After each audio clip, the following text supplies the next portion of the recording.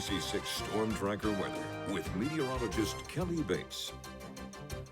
Well, hello, everyone. As we put the day to bed, we topped out at 70. Our average high is 71, so a pretty typical feeling day in southern New England. I wanted to point out your sunrise and sunset times because I think our sunsets are becoming kind of startling, like how early they have become. Now, tomorrow we're going to go to a sunrise at 6:37 and a sunset at 6:36, so we're going to flip-flop those numbers. So yeah, it's that time of year where we're rapidly losing the daylight. Our current temperatures are in the 60s across the region. You know what? Our dew points are too, indicating that it is on the muggier side as we look across the region. But that's going to change. We do have a front on the way. It's not quite through yet. And until it gets through, we're going to continue to move in air from the southwest. Behind the front, though, we are changing our wind direction to become westerly and northwesterly, and that process is already going on in westernmost areas of Connecticut. So interesting stuff going on the radar, particularly this area right here, moving across Long Island and Long Island Sound. It was giving us some indication that we were seeing some rotation as it was just south of New Haven, and it continues to be strong as it continues to work its way through Long Island Sound.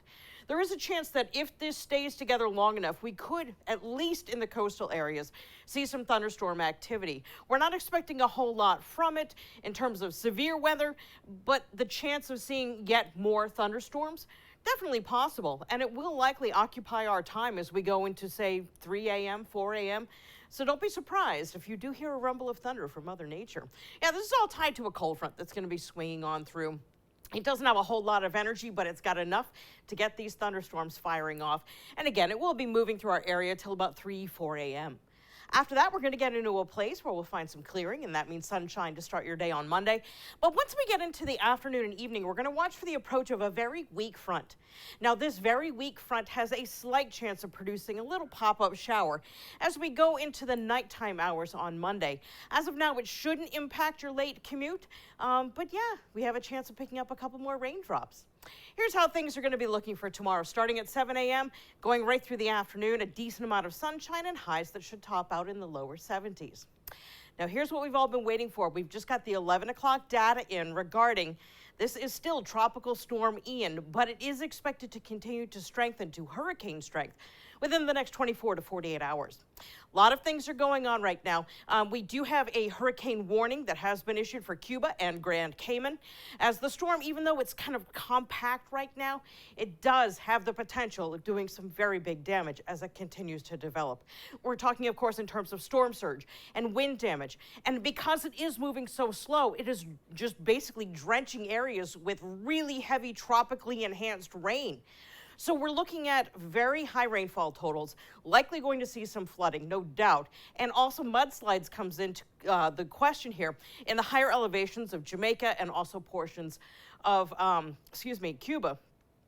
As it moves through the western portion of Cuba, it is expected to continue to strengthen, emerging into the Gulf of Mexico. From here, each one of these lines is a different computer model, and the more they come together is the more they come into agreement, and that ups our chances of seeing it as the actual path. So keep in mind what you're going to see. This potential path is also using all of that data. As of now, it does look like it will be approaching the Florida coast as a Category 1 hurricane. We're looking for Wednesday into Thursday, that 24-hour time frame, to be very active. I wanted to point out that in the front right center, the right side of the storm, this is where the heaviest of activity will be in terms of wind. Tornadoes, no doubt, and also storm surge. So it's on the right side, which as of now will include Tampa Bay.